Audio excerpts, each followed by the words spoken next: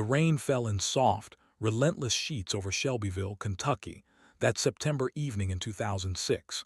The air smelled faintly of damp earth and crushed leaves, carrying a chill that made the town's sidewalks glisten under the dim streetlights. 16-year-old Madeline Maddy, Carlisle checked her watch as she stepped off the bus. 6:58. Her mother, Evelyn, had asked her to pick up a few items from the corner market before heading home. Maddy adjusted the strap of her canvas backpack, the one her older brother had given her for her birthday, filled with notebooks, school papers, and her favorite sketchbook. The short walk should have taken 15 minutes. But that evening, nothing went as expected. A dark SUV slowed at the intersection as Maddy walked past, headlights catching the auburn strands of her hair. She didn't scream. She didn't even look startled. Seconds later, she was gone. No one saw a struggle. No one heard a shout. Only the quiet rustling of leaves and the distant hum of passing cars bore witness. For 14 years, Shelbyville's heart carried the weight of her disappearance. Friends and neighbors clung to faint hope, while law enforcement meticulously documented every lead that surfaced, only to see them fizzle into dead ends. The town established a small memorial by the old market, flowers, notes, photographs. But each year the vigil felt emptier as Maddy's absence settled into the collective memory. The first break came in 2020. 14 years after that autumn evening, a discovery in a long-forgotten filing cabinet changed everything. A small, unmarked envelope containing a letter Maddy had never sent.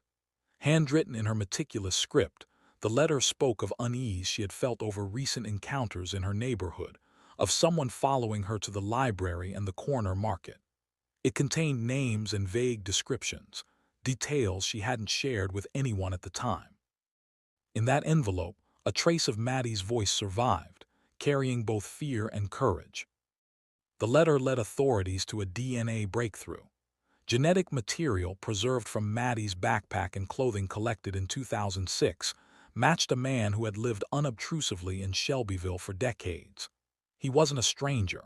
He was familiar to everyone, someone whose smile had comforted families, who had attended school board meetings, donated to the church, and even volunteered during search parties. His name was Victor Hollingsworth, 61 years old, former Little League coach and respected local businessman. The revelation shattered the town.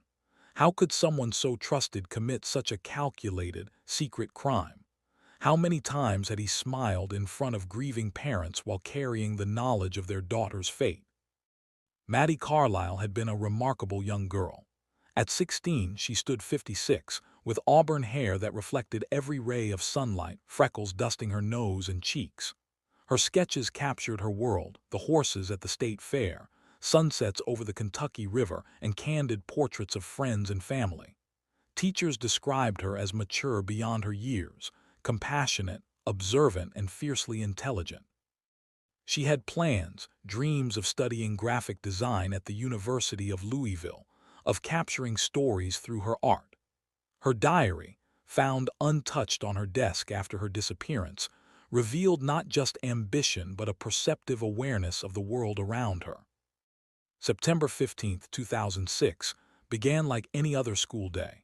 Maddy woke at 6:20 a.m., showered, ate breakfast with her mother, and left home by 7:10 a.m. She walked to the bus stop, backpack slung neatly over one shoulder. She attended all her classes, participated actively in art club, and spent her lunch period sketching in her notebook. She left school early for a brief meeting with the corner market owner to confirm the items her mother needed. Surveillance footage, grainy but clear enough, captured her entering the store at 5:45 p.m., browsing and paying with exact change at 5:58 p.m. After exiting the store, Maddy began her walk home along Maplewood Lane, a quiet stretch of road lined with oaks and maples. The walk was familiar, nearly comforting, and yet that night, shadows seemed longer, more menacing. Witnesses recalled seeing a dark SUV slowing near the intersection just as she passed, but no one connected it to her disappearance at the time. The scattered receipts from the market were found later along the roadside, her backpack abandoned nearby, zippers slightly open, sketchbook untouched. Sheriff Daniel Perkins and his team organized a search immediately. Local volunteers combed fields, woods, and the riverbanks. Canines traced scents that ended abruptly near the edge of an overgrown lot, suggesting Maddy had been intercepted by someone who knew the area. Days passed. Leads were exhausted. News coverage brought hundreds of tips, all examined, none yielding answers. Community members began doubting their sense of security. Families installed locks, alarm systems, and lights. Parents drove their children everywhere, even for brief trips. Evelyn Carlisle never stopped walking her neighborhood, peering around corners, hopping for a miracle. In 2007, the first major forensic re-examination occurred. Advances in DNA technology allowed technicians to examine Maddy's backpack and clothing more thoroughly. A small trace under the zipper's flap suggested contact with an unknown male. The technology, however, was still in its infancy. No match could be obtained from the limited database available at the time. The trail went cold. Years passed. Maddy's memorial vigil remained, smaller each year, but the Carlisle family never wavered. Evelyn continued teaching art. James worked at a local factory, both carrying grief in quiet dignity. They refused to let her story fade, keeping her room exactly as it had been, displaying sketches and photographs that bore witness to her brief, luminous life. In 2015, interest surged when an investigative journalist for a regional newspaper published a feature on unsolved Kentucky disappearances. The article mentioned Maddy, her diary, her sketches, and the abandoned backpack. Tips arrived, though none produced actionable leads. By 2019, the case had become part of a new cold case initiative funded by the state police, aiming to revisit decades-old disappearances with modern forensic techniques. It was during this review that the forgotten letter surfaced. The envelope, tucked behind old case files, contained not only her warnings but subtle details about her suspicions regarding someone in her neighborhood. Investigators quickly realized that combining the letter's information with newly available genetic genealogy tools could finally produce results. By March 2020, detectives had obtained DNA from preserved clothing and backpack fragments. The DNA matched Victor Hollingsworth, a man whose spotless record had kept him above suspicion for decades. He had lived in Shelbyville all his life, owned a small hardware business, and had been celebrated for his community involvement. In 2006, he had attended school events, coached youth sports, and even volunteered during the initial search for Maddy. The community's shock was profound. Detective Claire Matthews, who would later lead the arrest operation, described the moment she saw the match. It was surreal. We had all suspected someone close might be involved, but to see the name, a man everyone trusted, someone actively involved in her memorials, it was almost impossible to process. And yet the DNA didn't lie. The investigation moved quickly but cautiously. Surveillance, collection of additional DNA from discarded items, and historical evidence corroborated the initial match. Even the local postman, who had interacted with Hollingsworth daily, could not reconcile the friendly, helpful man he knew with the cold criminal revealed by science. The arrest, when it came, was dramatic in its quiet normalcy. Hollingsworth was found in his home, tending to routine business. Police entered, read him his rights, and collected him without incident. For Maddy's family, the realization that the man who had hidden his guilt behind a lifetime of respectability had been caught was both relief and horror. Shelbyville grappled with the emotional fallout. Trust was shattered. Parents scrutinized their surroundings anew. Friends questioned the ordinary gestures of kindness from neighbors. How many smiles had concealed hidden malice? And yet, the arrest also ignited hope. If Maddy's case could be solved after 14 years, perhaps other cold cases could too.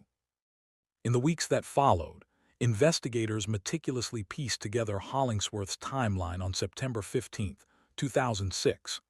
They reconstructed the route along Maplewood Lane, cross-referenced eyewitness statements, and examined historical traffic data.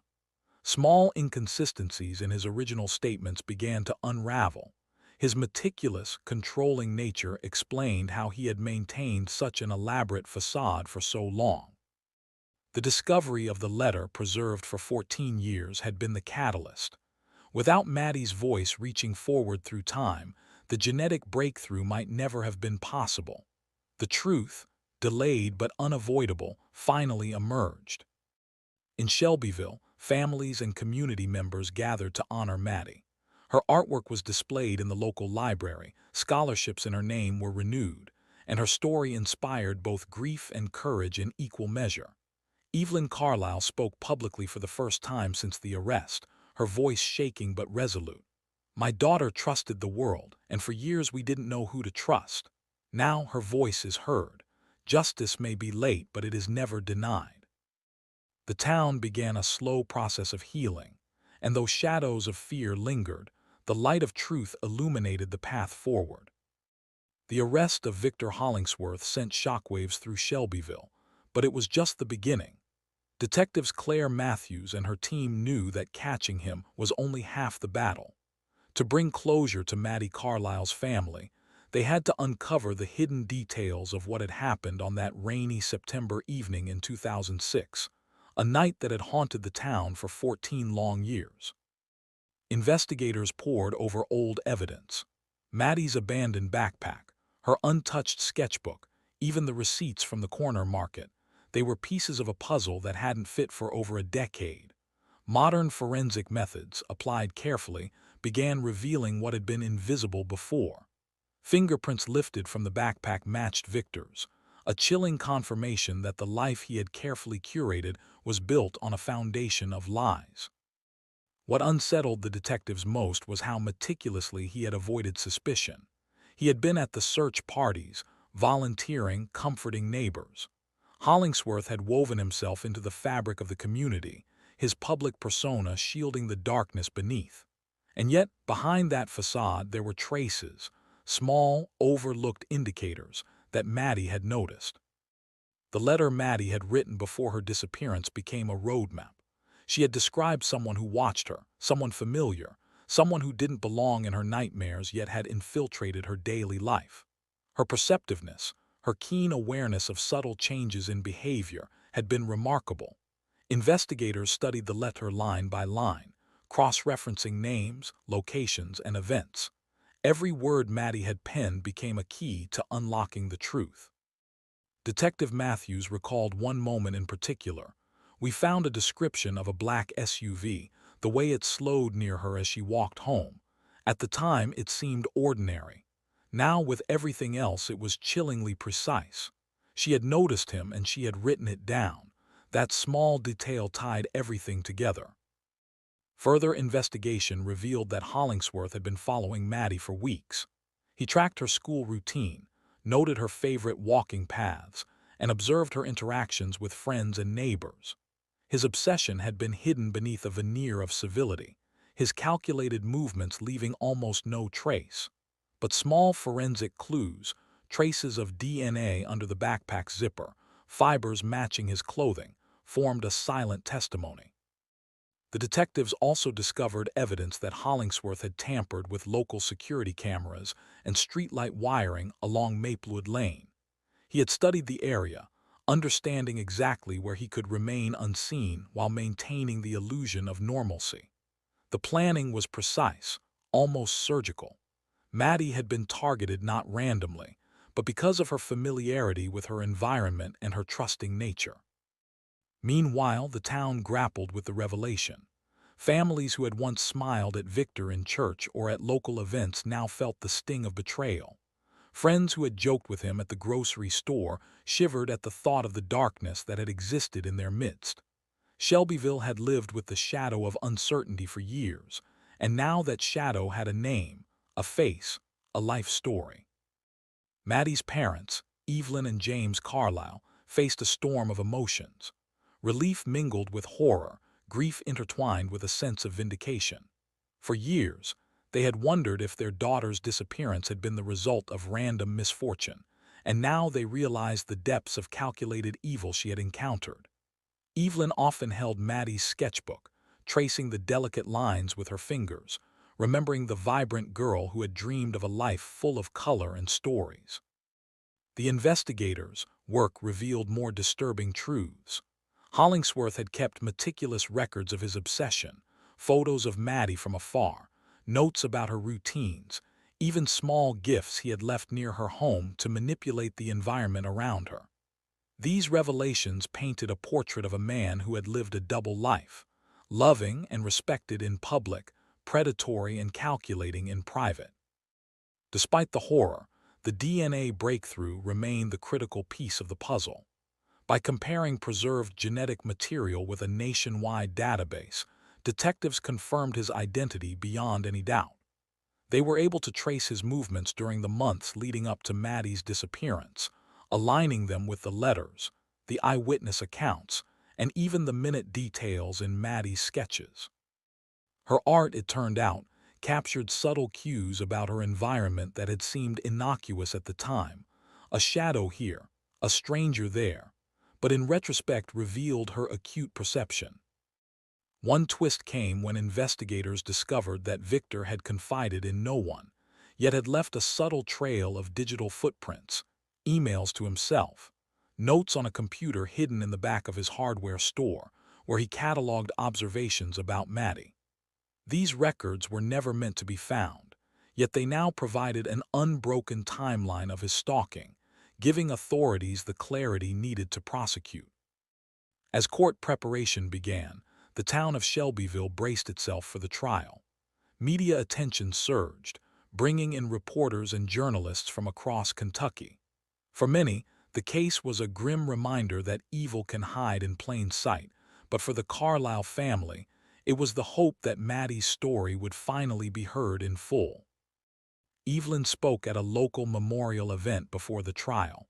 For 14 years, we lived with questions, with fear, and with hope that one day someone would see the truth. Now the truth is here. My daughter was brave, perceptive, and strong. She deserves justice, and we will see it through. The trial itself was a careful dance of evidence and emotion.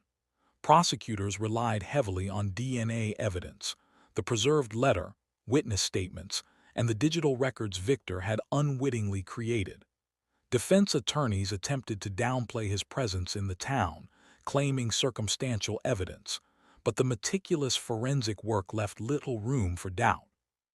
Each piece of evidence was intertwined with Maddy's observations, her courage in documenting the small threats she noticed, and the genetic proof linking Victor directly to the crime.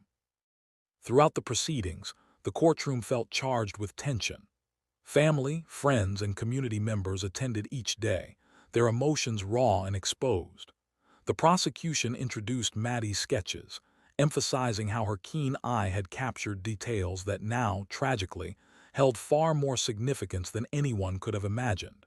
Each sketch, each line, each note she left behind became a testament to her intelligence and her foresight. As the trial progressed, Victor's demeanor shifted. Initially calm and confident, he began to crack under the weight of the evidence. His attempts at explaining away his presence in Maddy's life faltered. The court learned of his obsessive monitoring, the secret notes, the manipulated paths, the horrifying realization that a trusted member of the community had maintained such a double life left spectators stunned. Outside the courthouse, townspeople reflected on the fragile nature of trust and community. Many shared stories of encounters with Victor, smiles in passing, helpful gestures, friendly conversations, now seen through the lens of betrayal.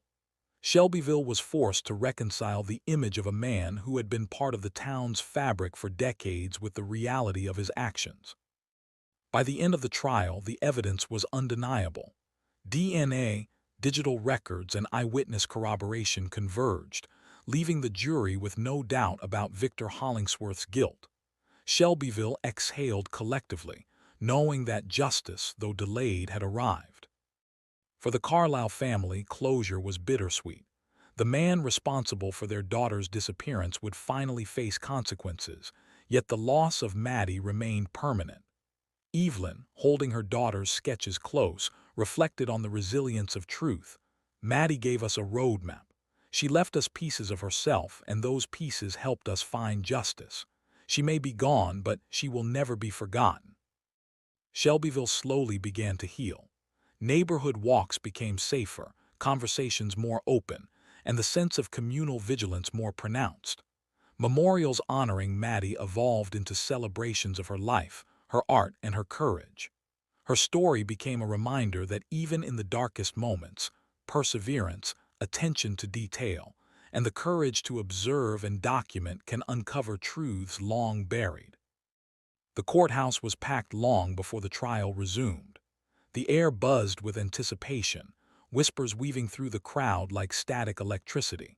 For 14 years, Shelbyville had carried the shadow of Maddie Carlisle's disappearance, and now the truth was finally set to be revealed in full.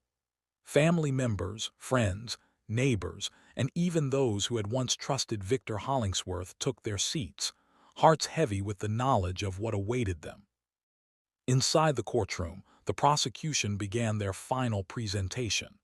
Detective Claire Matthews recounted the painstaking investigation, the DNA from the cigarette butt, the fingerprints under Maddie's abandoned backpack, the fibers that tied Victor directly to her belongings. Every forensic breakthrough was laid out meticulously, each detail building a portrait of a man who had deceived an entire community.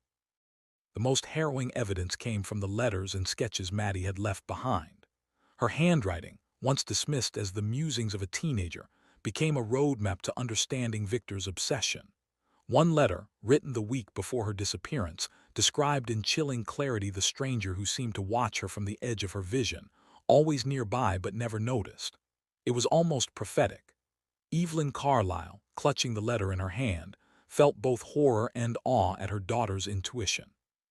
The prosecution didn't just rely on forensic facts. They emphasized the psychological cruelty of Victor's actions.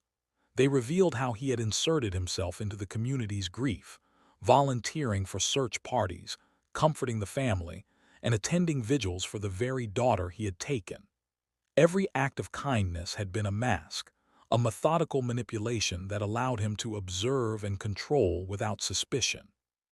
It was a truth so twisted that even the most seasoned investigators found it difficult to absorb. Victor's defense attempted to counter the evidence, painting him as a man of good character who had never shown violent tendencies. They argued that the DNA evidence was circumstantial, that memories from 14 years ago could be unreliable, and that the sketches and letters were nothing more than a teenager's imagination. But the meticulous records Victor had left himself, the emails, the notes, the logs of his movements, and the surveillance of Maddie's routines, collapsed the defense. The jury could see the careful planning, the predatory intent, and the decades of deceit laid bare before them. The most emotional moment of the trial came when Evelyn Carlisle took the stand. Her voice shook as she addressed the court. "My daughter was clever, observant, and full of life. She noticed what others did not. She left clues because she feared for her safety. Those clues brought us here today. Justice for Maddie is not just a legal matter. It is the acknowledgement of her voice, finally heard after 14 years of silence." As the days of testimony unfolded, the court became a theater of tension. Witnesses recounted the events of 2006, the search efforts, and the heartbreak of living with unanswered questions. Friends and neighbors shared stories of Victor's charm, his generosity, and the unsettling moments that, in hindsight, hinted at the truth.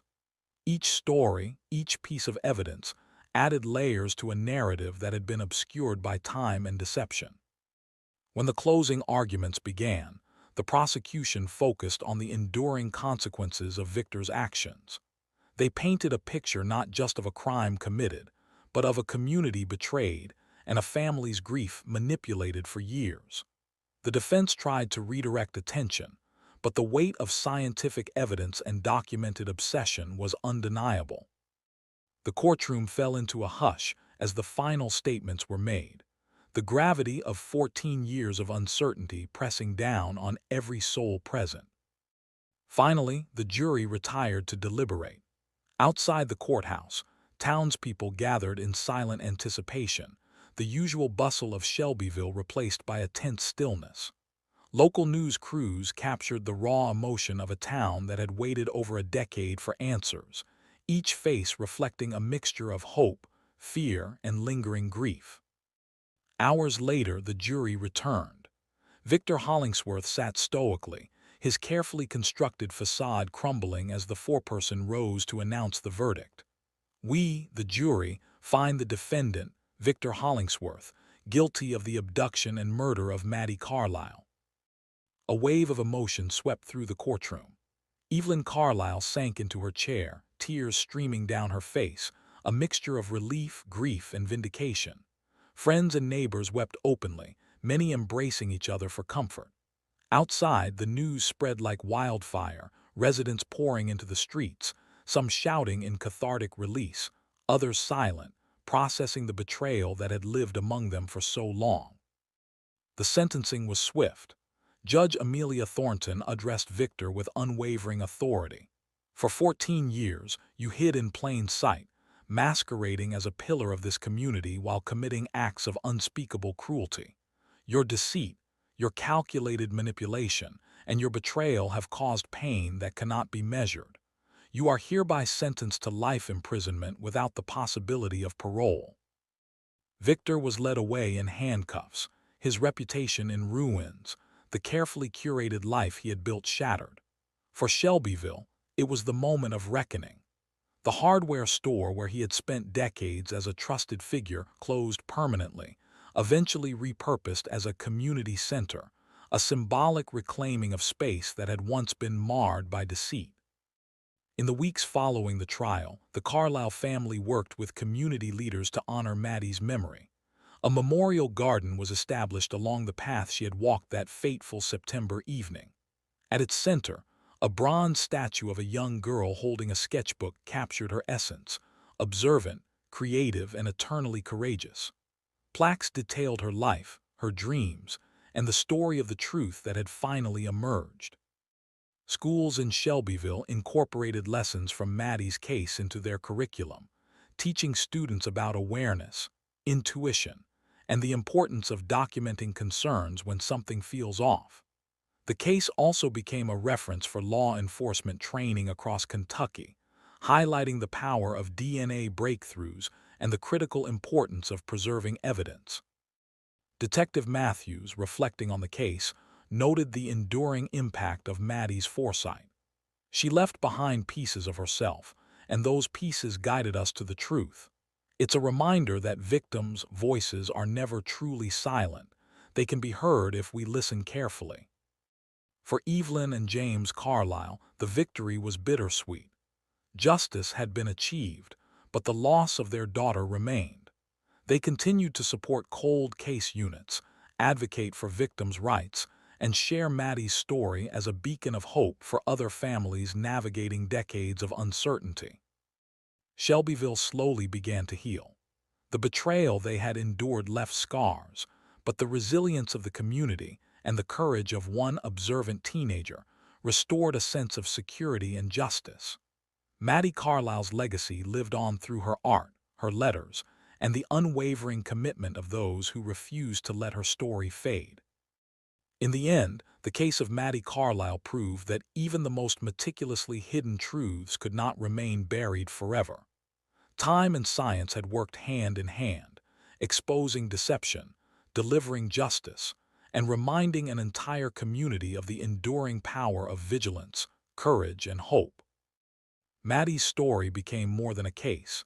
It became a testament to the persistence of truth, the value of paying attention, and the unshakable human desire for justice, no matter how long it takes to arrive.